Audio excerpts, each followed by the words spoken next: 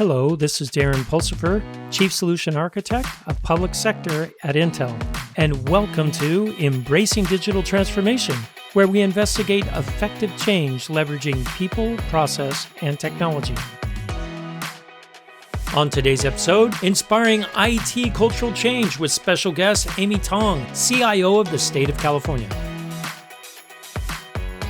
Amy, welcome to the show. I'm glad you're here.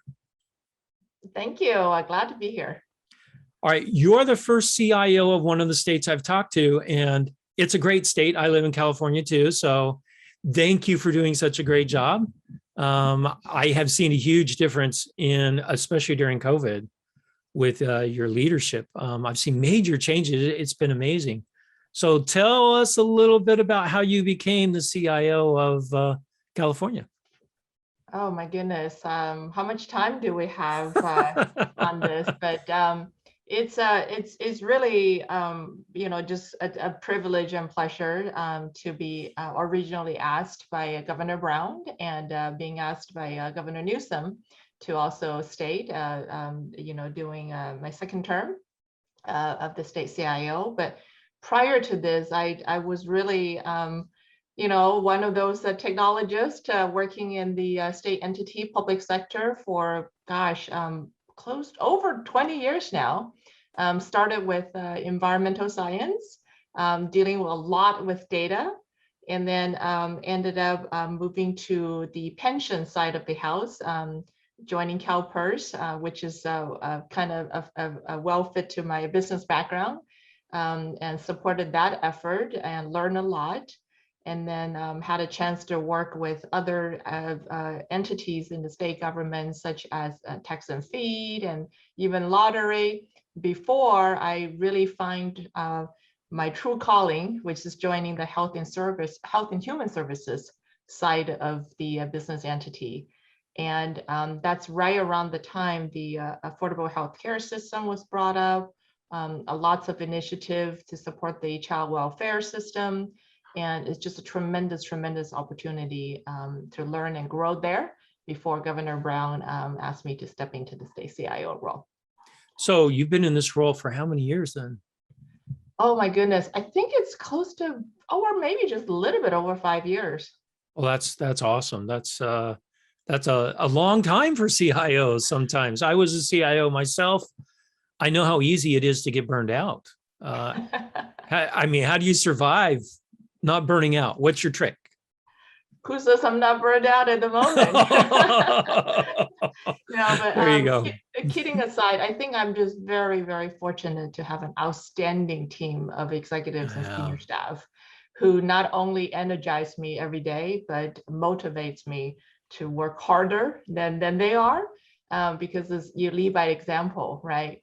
And I think, especially in the last 18 months dealing with pandemic, and my entire department, which typically is an oversight role, have really had to roll out our sleeve to join the pandemic response.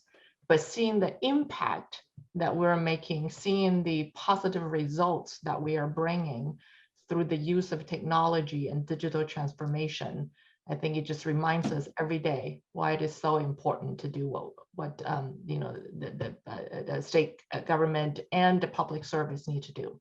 So tell me a little, tell me a little bit about what that was like when it hit so fast, right? I remember the day, March 13th, 2020. That's right. And I think it happened to be a Friday. It was a Friday the 13th. You're right. Yeah, it was. Oh, so man. What was that like for you and your staff? Because it was almost like overnight. We saw it coming and we were like, oh, it's like the swine flu or the bird flu. We've had those before. But no, this was like, boom, all of a sudden, everything shut down. Exactly. And the ironic part is that day, I still remember we were hosting because, being the state CIO, there's lots of responsibility, right? One of them, believe it or not, is actually managing the broadband service for the state of California. And literally on that day, we had, I think, our very last in-person meeting talking about, hey, you really need the time to accelerate, broadband service for all Californians. And because, not there's a growing needs of these Internet of Things and, just digital services. And I think is during the meeting, we got a call to say, we all need to send everybody home, and we need to, start working from home because of, this COVID-19 thing is bigger than anybody anticipated. And immediately after that, we had to transition over 200,000 state employee into working from home. We have to figure out, and this is not just a state operation, but statewide, how to make sure all the distant learning, working with the school district, working with the superintendent's office to figure out how to make sure that all the schools are transitioning into a distant learning. And that is only K through 12. And of course, you have higher ed, from community college to CSU to UC, and so on and so forth. And it was, looking back, it's ironic. Who would have known broadband issue all of a sudden overnight becomes the most urgent matter in dealing with all of our day-to-day business. And we are so pleased that with the governor and the legislature support that there's a historic investment into broadband in this year's budget, and for several years to come. So changing everybody into a telework distant learning overnight, we started with 5% capability into within the month to get everybody set up and have ability to do so. So probably in about a month away, we got the state capability to about 92%. So tell me what you think, because IT has never moved so fast. And your story is very similar. I had other departments in the federal government call me and say, we need help. We've got to move 800,000 people to online work in the next 3 or 4 weeks. How were you able to do that? Because before, it would take years to do that. Exactly. I think, one of the things that we really, and I'm sure we're going to have time towards the end to kind of really recap the lessons learned. I think one is people just didn't think twice to say, this is what needs to be done. Let's not, overanalyze things, and let's just get moving. And I think, and we call actually a lot of vendors to help out, because it's not about just getting people remote working from home. They got to have the equipment, they have to have the security set up, they have to have the connectivity, that can support this level of working. They got to have necessary tools. Lots of late night, as I'm sure everybody kind of went through that phase, and we just made it happen. And I think I'm sure there's decision, not everything is perfect, but we have to keep moving, and that level of conviction and ability to just make decision and move, I think really changed how we do things from a pace aspect. So did you feel like you had to make all the decisions, or were you able to push the decision making down the chain? I think at the end of the day, the buck stops with me. But I don't make unilateral decision by any means, because I know I'm not the smart person in the room. I do have to consult a lot with an executive team and the tech community, and frankly, getting a lot of great advice from the vendor community. Intel being one of them. By talking to folks are like, yep, this is the best decision we can make at the moment. Let's just go. So I love how you said it's not, you got rid of the over analyzing, right? Because before, I had a project plan, we would go to a committee, vendors would, we had to move fast.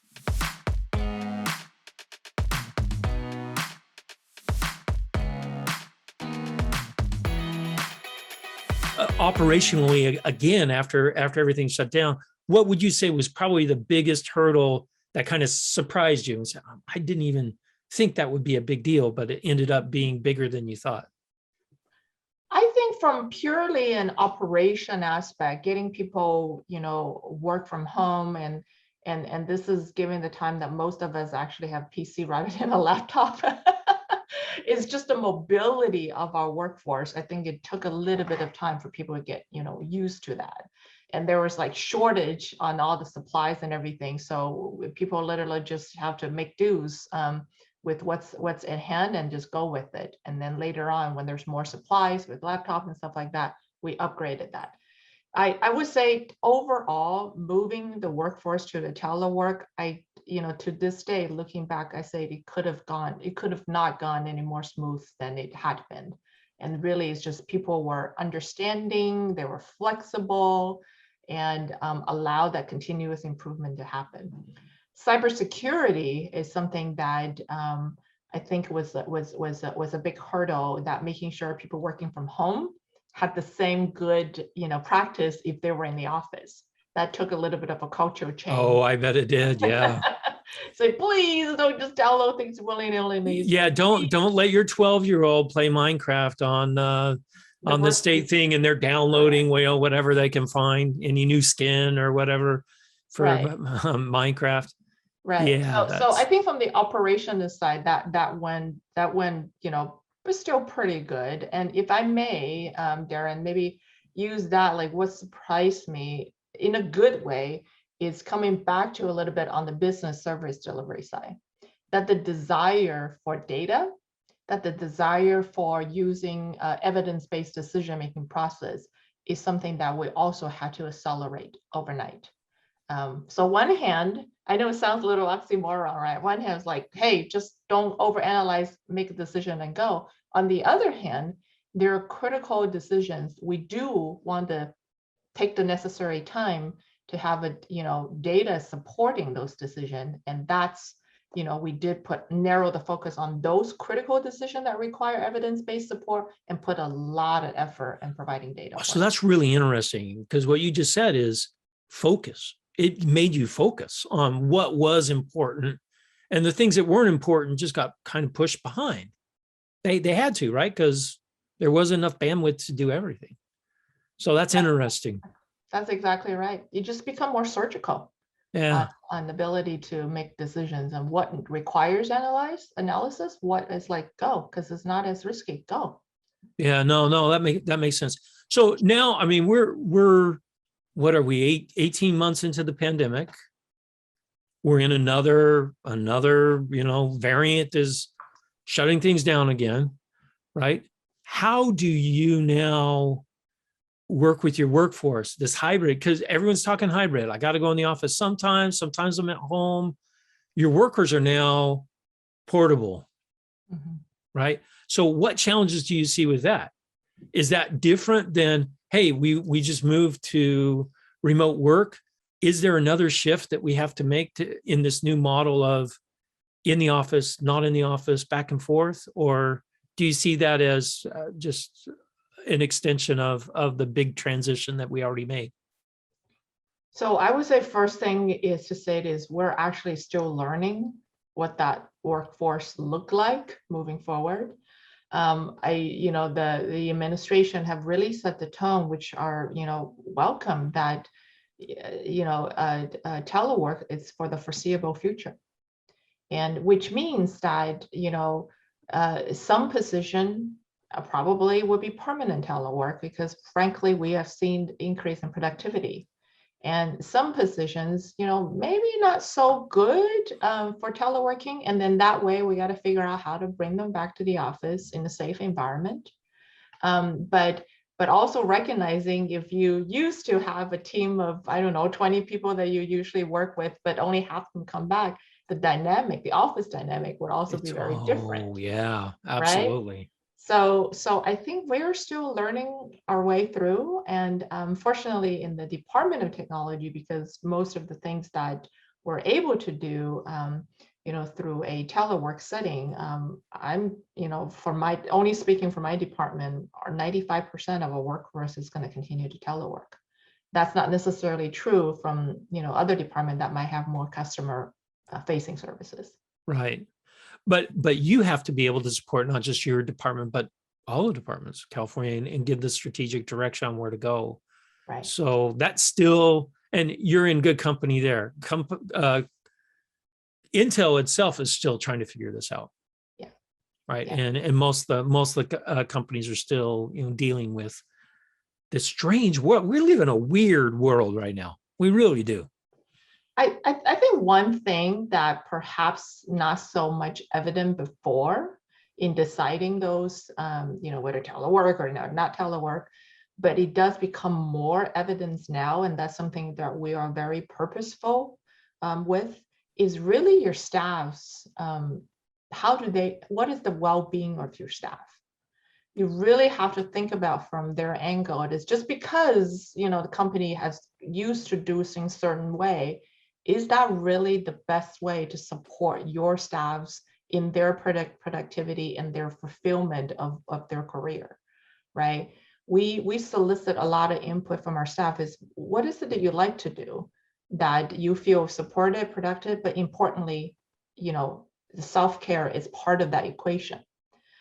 We frankly have some individuals like, I can't concentrate at home, I feel isolated at home, I want to come back in a workspace. Great, we have space set up for you. And there are individuals that their priority, their perspective of change, the work-life balance, and they may not want to do 8 to 5, but you know what, they're more productive 7 o'clock at night, because everything else taken care of. Great, then let's be flexible with that type of arrangement. I think what we're really trying to get to, it's about the outcome as opposed to some type of box that we're trying to fit them in terms of the way it works. I'm glad you said that, because I've had some people ask me, how do I measure the productivity of my people if I can't see them? And I thought, whoa, that's kind of an old style. If I don't see you in the office, you're not working. Yeah. I'm glad you brought that up. We have to come up with new ways of measuring success of our organization. That isn't how many hours did I put in today? It's what did I accomplish today? And what is the best time for an individual? I love the wellness thing that you mentioned, because a lot of people are having a rough time with this. Mm-hmm. Right? How do I balance my life? Because my life is, and for me personally, I got relegated to our bedroom, because the kids, when they were, doing remote learning, they took over my office at home. My wife had her office at home. I was stuck in the bedroom, and I literally was in that room for most of my days, right? Until finally I kicked the kids out. We had a little game room. I kicked the kids out of there and made it my office. But that's a big deal for a lot of people, right? Where does work start and where does work end? And this whole balance. I think you hit it on the nose on the wellness thing. I think that's a big issue that we have to deal with. Hey, Darren, just so you know, you're actually better off. I'm still relegated in the bedroom. Are you? You gotta, I finally said, it was funny, that whole thing, because I was like, wait, the kids have the game room, their bedroom, and my office. They have 3 places to go. I have 1. And I said, I'm taking one of the rooms. So it's been a learn, as you said before, we're still learning.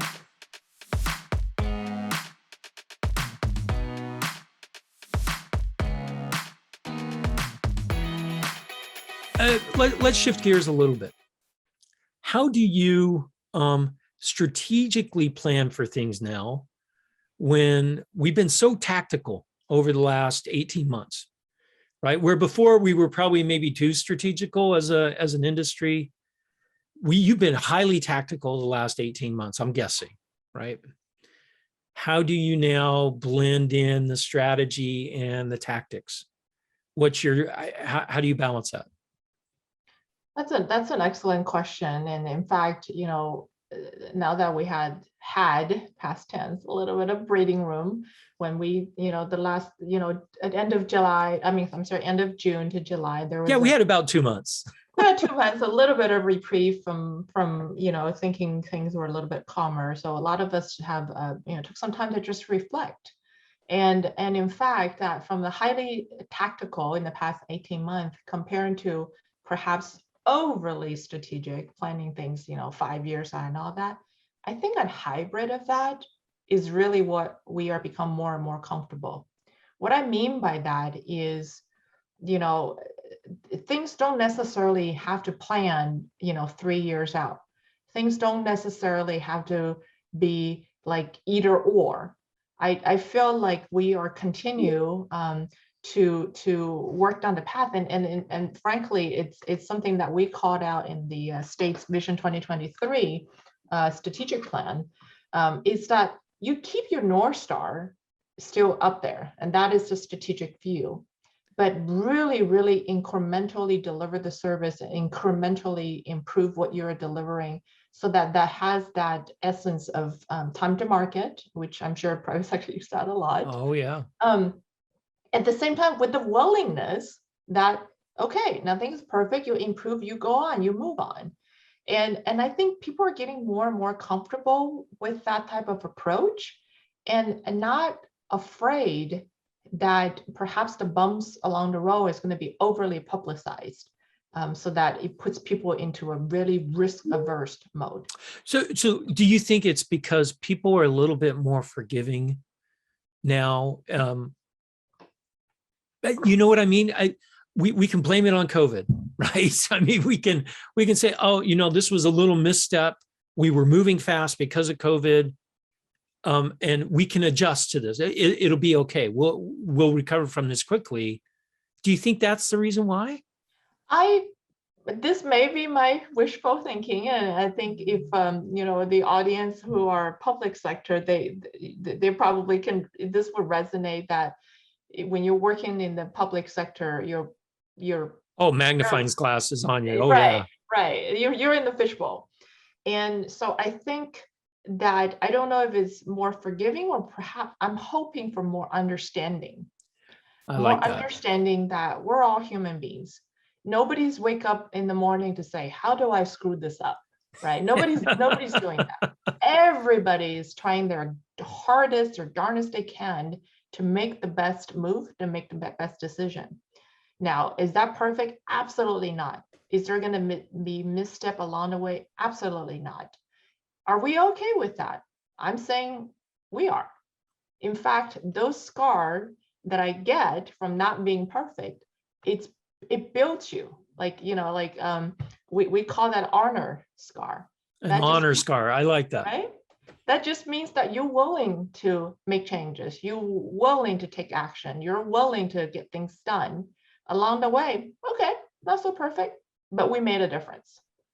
I really like that. Instead of, I'm only going to deploy this new service when it's absolutely perfect. Right. And that's how we used to be before.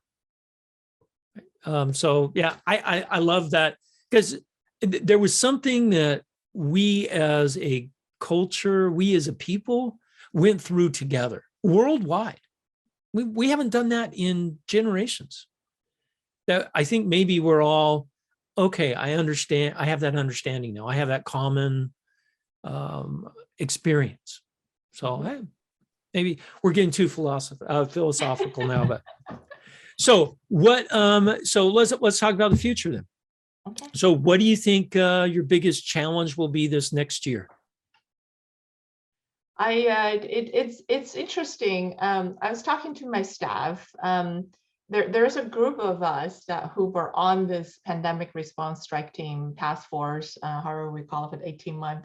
They're looking back, it's like, my gosh, how do we top this in terms of the impact?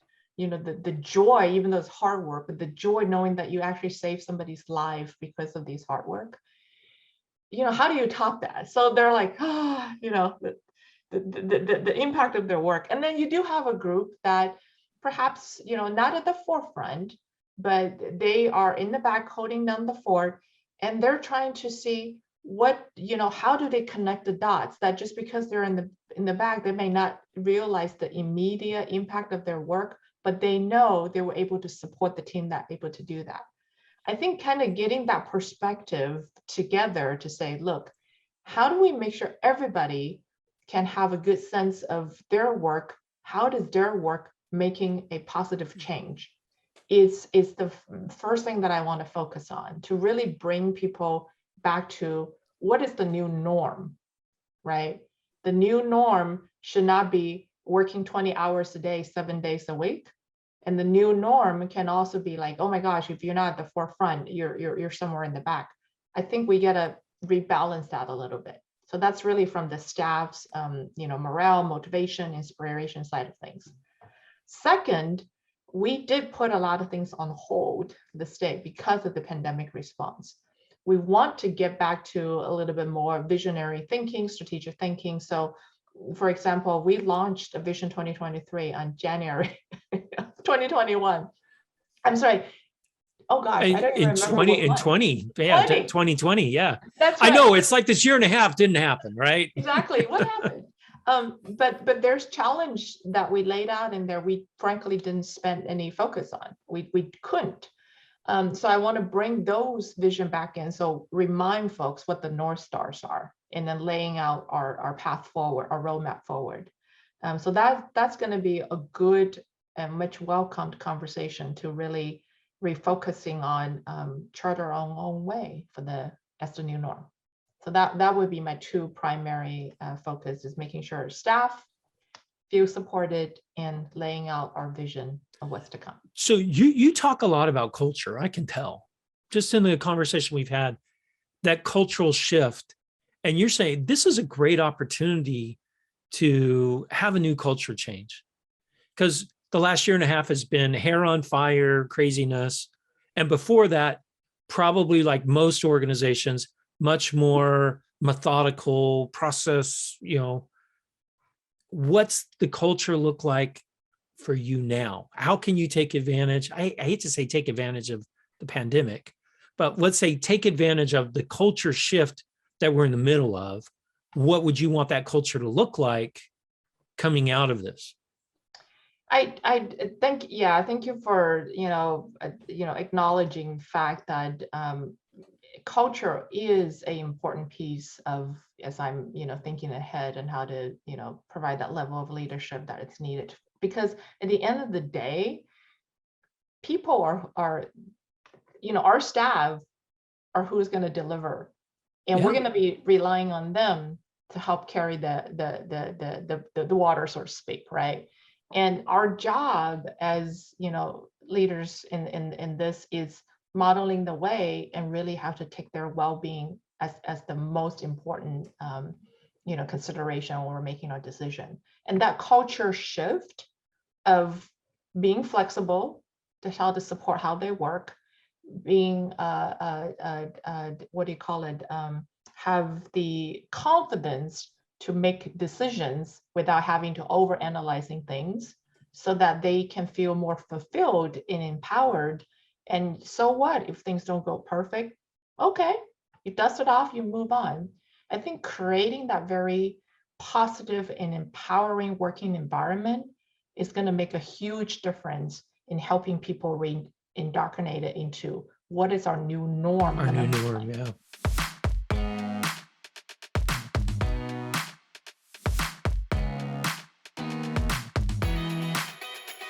People thinking, hey, you're talking to a CIO. It's almost about what is the next move to cloud? What is the next move on security? Yeah.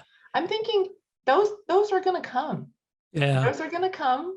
The market going to drive certain way. Technology always going to continue to evolve. I don't see those being changing at all. If anything, is more accelerated. Yeah.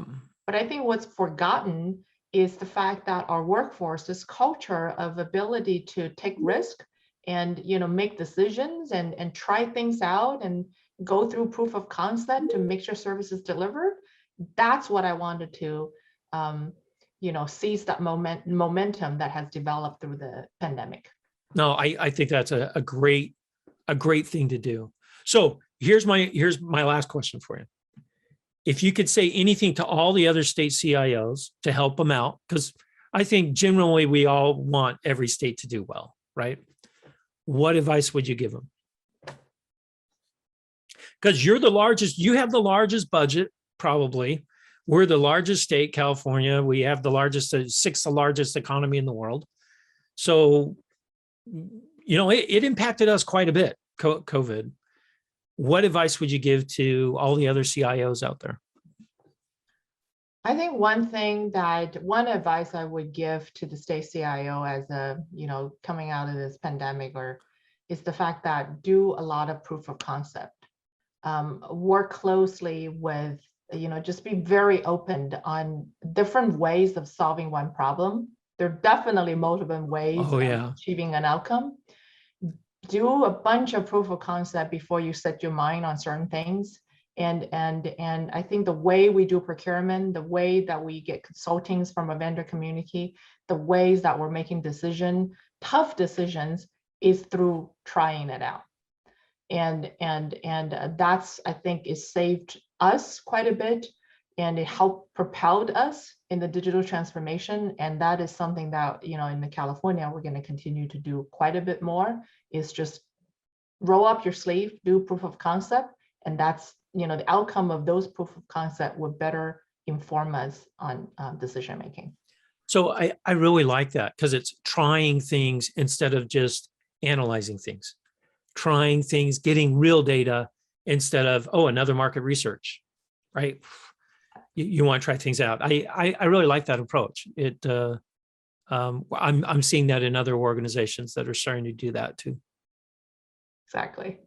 Well, great. Hey, Amy, thank you so much for being on the show. I appreciate it very much. Thank you for having me.